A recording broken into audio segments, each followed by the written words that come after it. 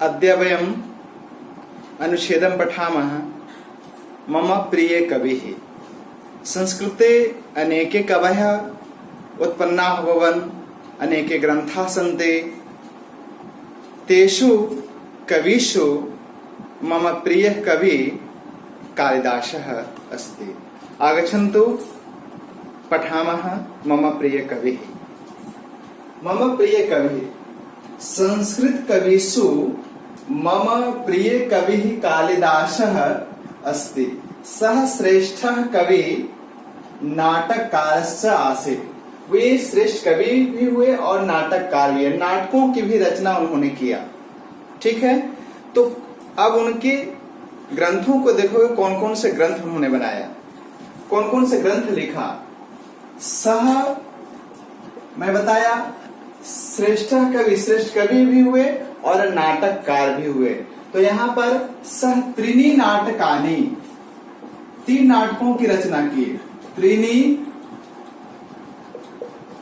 नाटकानि, त्रीणी नाटकानि में कौन कौन से हैं? तो सबसे पहले अभिज्ञान शाकुंतलम,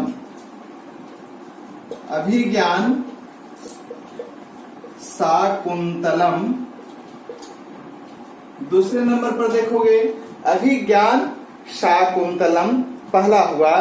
दूसरा में मालविकाग्नि मित्रम, मालविकाग्नि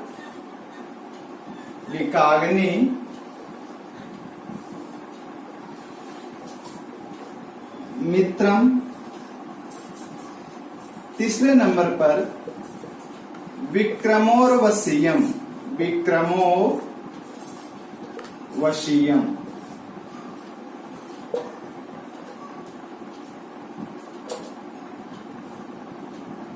रचितवान।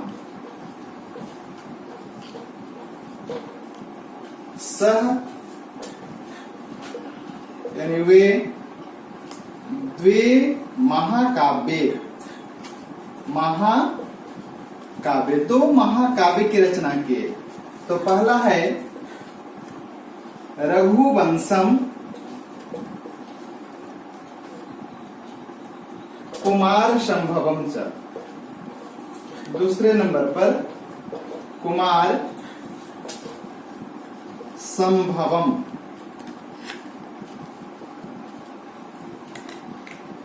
च रचितवान। 2 उन्होंने महाकाव्यों की रचना की।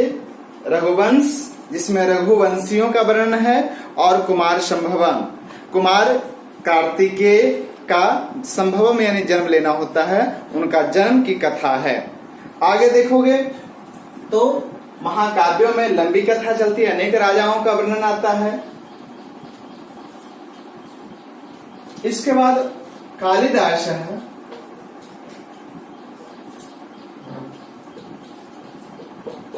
उन्होंने 2 गीति काव्यों की भी रचना की है। कौन कौन से 2 गीति काव्य हैं?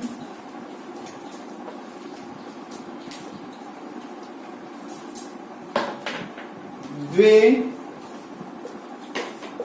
गीति काव्य। वो दोनों गीति काव्य कौन है? तो मेघदूतम, मेघ का दूत बनाए। दूत का काम होता है संदेश पहुंचाना। तो प्रिया के वियोग, अपने पति प्रियतम का वियोग में प्रिया अपना जो संदेश पहुंचाना चाहती है वह है मेघ। मेघ ही दूत बना दिए, मेघ को ही दूत बना दिए हैं। बड़ा ही सुंदर वर्णन इन्होंने किया है।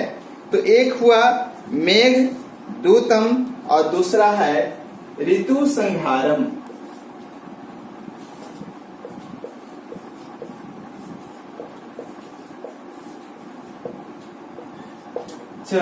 रचितवान।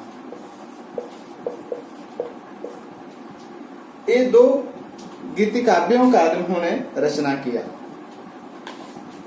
तो इस प्रकार उन्होंने 3 नाटकों की रचना किए, जिसमें अभिज्ञान शाकुंतलम बहुत ही प्रसिद्ध नाटक हुआ।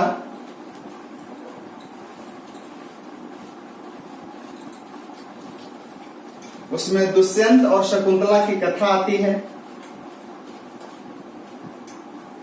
बड़ा ही मनोरम चित्रण उन्होंने किया है। इस प्रकार उन्होंने नाटक, अब देखोगे उनकी शैली कैसी थी, रीति क्या थी। तस्य यानी कालिदासस्य, उनकी कालिदास की जो रचना थी, शैली किसकी थी, कैसी थी। तस्य शैली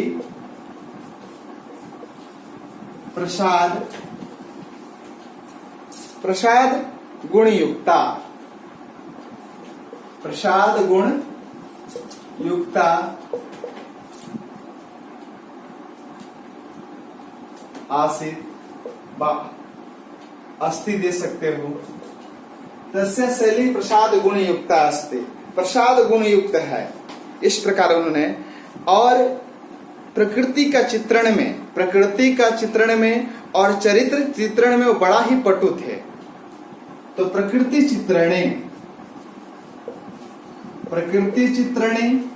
के चित्रण में और चरित्र चित्रणे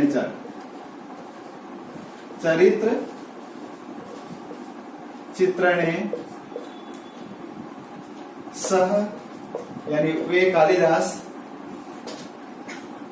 अतीव पटु आसीत्, अतीव कुशलः आसीत्, बहुत ही कुशल थे।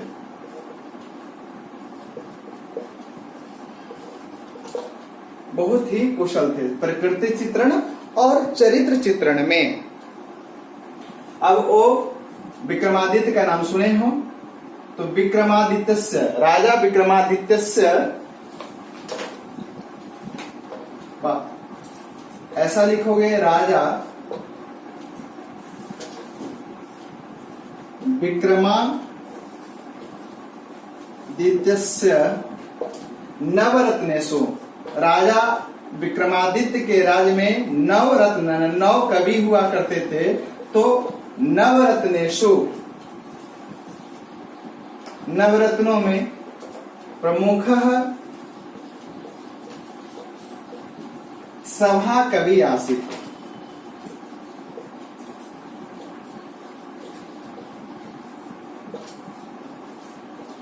प्रमुख सभा कवि हुआ करते थे।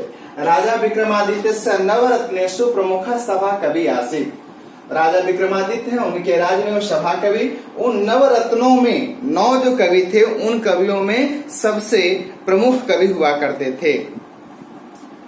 अब देखोगे इनकी काव्य रचना तो बहुत सारे हैं, उतना वर्णन तो इसके बारे में यहाँ पर नहीं किया जा सकता है, चूंकि अनुच्छेद आपको लिखना है और ज्यादा लंबा बनाना नहीं है। इसलिए उनका विशेष जो था उपमा प्रयोग, कहा जाता है उपमा कालिदासस्य। उपमा प्रयोगे, उपमा क्या है, तो उपमा अलंकार होता है। उपमा प्रयोगे कालिदासः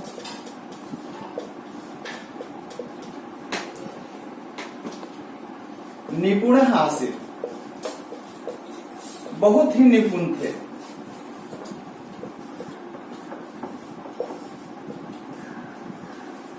उपमा तु तस्य प्रेयसी एव,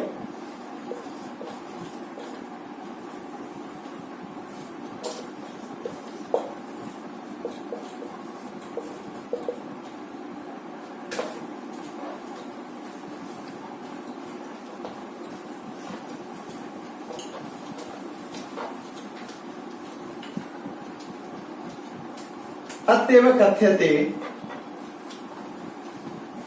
उपमा तु तस्य प्रेयसी। प्रेयसी जैसे व्यक्ति अपने पत्नी के साथ बातचीत संवाद करता है, हास्य विनोद करता है, उसी प्रकार उपमा के साथ उन्होंने उपमा का प्रयोग किया है। तो मैं लिखा उपमा तो तस्य प्रेयसी आसीत, यानी जैसे अपने प्रेयसी के साथ, अपने पत्नी के साथ बातचीत हास्य विनोद हुआ करता है, वैसा ही उन्होंने प्रयोग किया। अतएव कथ्यते, इसलिए कहा गया है, अतएव कहा जाता है, कथ्यते उपमा कालिदासस्य, उपमा कालिदासस्य दासस्य, यानी कालिदास के लिए उपमा का ही प्रयोग किया गया।